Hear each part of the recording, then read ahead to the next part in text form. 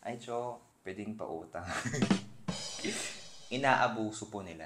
Umaga ikaw yan, tulong ka ng tulong, bigay ka ng bigay. 여러분, 안녕하세요. This is Joshua, Koreanong nagtuturo po ng Korean sa Tagalog. Andito po tayo ngayon sa Pilipinas.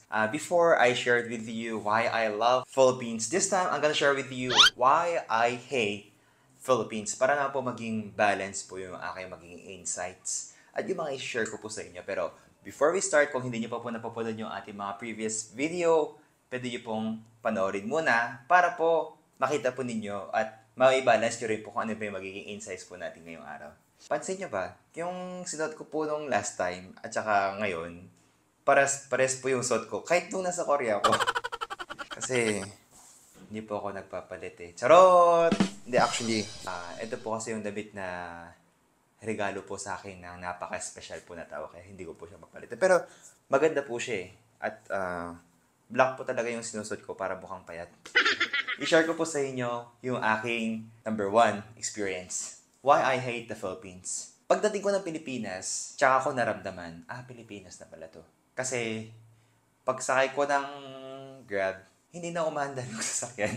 Grabe kasi sobrang, hindi lang siya yung traffic.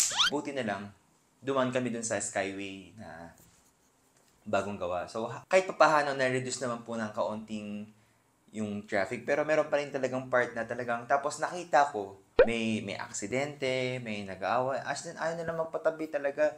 Kaya pala nagkakaroon ng traffic, halos hindi gumagalaw. Kasi, sa Korea kasi na, pagka kunyari may accident, ipapatabi mo nila yan sa gilid. Grabe doon. Mga ilang oras pa yung lumilipas, pero ayaw na talaga. Doon sila sa gitna ng kalsada. Kaya yung mga nasa likod, wala magagawa eh, no choice eh. Tapos yung katabi ko ba dito sa gilid, ambulance, emergency, hindi makagalaw kasi sobrang traffic. Hindi ko alam kung matatawa ba ako or maawa ba ako or ano. Hindi ko po alam eh. Pero ang dami ko pong nakitang ganito. My insights, my view on this, parang isa po sa bagay na sana ma-improve ito. Sana ma-develop yung pagdating sa transportation. And then, sumakay ako ng Grab. Dalawa pala kasi yun. Meron siyang Grab at saka Grab Taxi. Nakita ko mas mura yung Grab Taxi. So, nag-taxi na lang ako, no?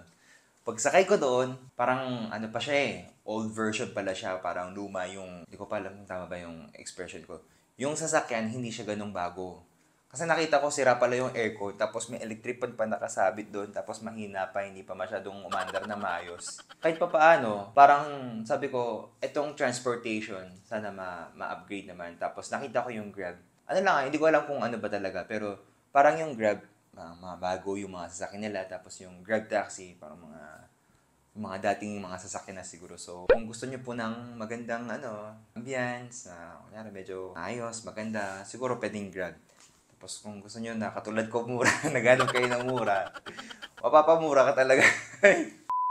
So, yun po yung first thing na na-experience ko yung pagdating po sa transportation. Sobra talaga ang traffic. So, somehow nakikita ko parang nag-develop na nagkaroon ng Skyway, marami na mga, hindi lang LRT, MRT, meron na po natin ginagawang panibagong train. Hindi ko pa alam yung pangalan pero nag-upgrade na. So, sana mas mapabilis at tulong-tulong po tayo na ma-develop po natin yung ating transportation. Pangalawa naman, naramdaman ko na, sa Pilipinas na pala ako. Kasi pagdating ko dito, may SIM card ako ng Philippines. So, pinasok ko, pinaload ko, may data na ako. So, sabi ko, yes, pwede na akong mag-data, message sa mga, kahit on the way pa lang ako. Pero, along the way, parang nawalan po ako ng signal. Merong part na merong signal, merong part na walang signal. Hindi agad-agad nasasend yung mga message, tapos minsan pa wala-wala, kaya hindi siya nasasend. Tapos pagka may kausap ako, bigla-bigla mapuputol kasi nawawalan nga ng signal.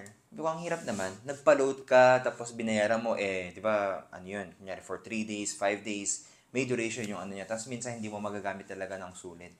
Tapos minsan, merong times na malakas ako gumamit ng data. Kunyari, nag-download ako ng mga ilang pictures, videos, kasi nga, nag-upload ako, nagsisend ako. Ang tagal.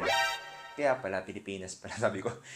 Yung po yung isa po sa naging impression ko nung pagdating ko dito, yung transportation, at saka yung signal, yung communication. Kasi hindi talaga ako, nahirapan ako eh. Pero for me, understandable naman po siya. Pero like, dahil galing ako sa Korea, yung mga Koreano, pali-pali nagmamadali po sila. So from Korea, pagbalik ko dito sa Pilipinas, parang hindi ako nakakapag-adjust ng mabilis. Although I know yung system ng Philippines, pero Kasi nasanay nga ako doon. So, and lastly, meron ako mga ilang friends. Sabi niya, "Ay, hello, Cho. Long time no see. Close na close kayo talaga, no?" Tapos yung next comment nila, next message nila sa'yo, no? Sabi nila, "Ay, Cho, pwedeng pautang." Sabi ko, hindi na bago to kasi marami na mga nagme-message sa akin na mga ganyan. Pero ito po yung isa ko napansin. Like, when you are good to someone, sometimes being good is not good at all times. Kasi, hindi ko naman sinasabi kung huwag kayong maging good, maging bad kayo. Hindi naman po sa like, there are times na yung pagiging mabuti ng isang tao, inaabuso po nila. Kumaga ikaw yan, tulong ka ng tulong, bigay ka ng bigay. Tapos, parang sa sarili mo, hindi mo namamalayan na parang they take advantage. So sabi ko dun sa mga, syempre, I don't want to mention any name. Sabi ko dun sa kaibigan ko, pasensya ka na, wala rin ako ng ganyang amount, hindi kita matutulungan dyan. Pero kung gusto mo talaga matulungan kita, sabi ko, tutulungan kita kung paano ka pwedeng makapag-ipon. Like, there's a famous phrase na lagi ko pong naririnig and I always put in mind. Keep in mind, don't give a fish, but teach them how to catch a fish. Kasi when you only give, that's only for short term. But when you teach, that's for a long term. So sabi ko, sige, I cannot help you financially kasi wala naman po akong pinagkikitaan talaga. Sabi ko, tulungan na lang kita para ma-inspire ka, ma-motivate ka, magkaroon ka ng tamang mindset, magabayan ka. Gusto ko lang po parang i-share, like, nagiging one of the mindset na nararamdaman ko po, no? Pagka nakita ka nila na you're too good to that person, mabuti ka, mabait ka, there are people na they just take advantage and hindi po natin nararamdaman. Like, they're just only there when they need something. Pero kung wala na yung hinahanap nila sa'yo, wala na rin sila. Like, so ano yan, parang ginagamit ka lang nila pagka kailangan ka nila, pagka hindi ka nila kailangan, tatapong ka nila. Ano yun? Basura. Yun po yung tawag namin dito sa Korea. So, yun po yung, syempre, I know it's not only here in the Philippines, it's everywhere in the world, pero yun po yung isa sa bagay na naramdaman ko, again, while I'm here in the Philippines. So, ayun po, I know we can bring all these things into positive and great and develop when we help one another and share one another. Sana po tulong-tulong po tayo. Thank you so much to all of my followers, lalo po ng mga nanonood, sumusubaybay. Please help me to continue this vlog, this channel, this topic sa pamamagitan po ng inyong mga support. Mahal na mahal ko po kayo. Maraming pong salamat.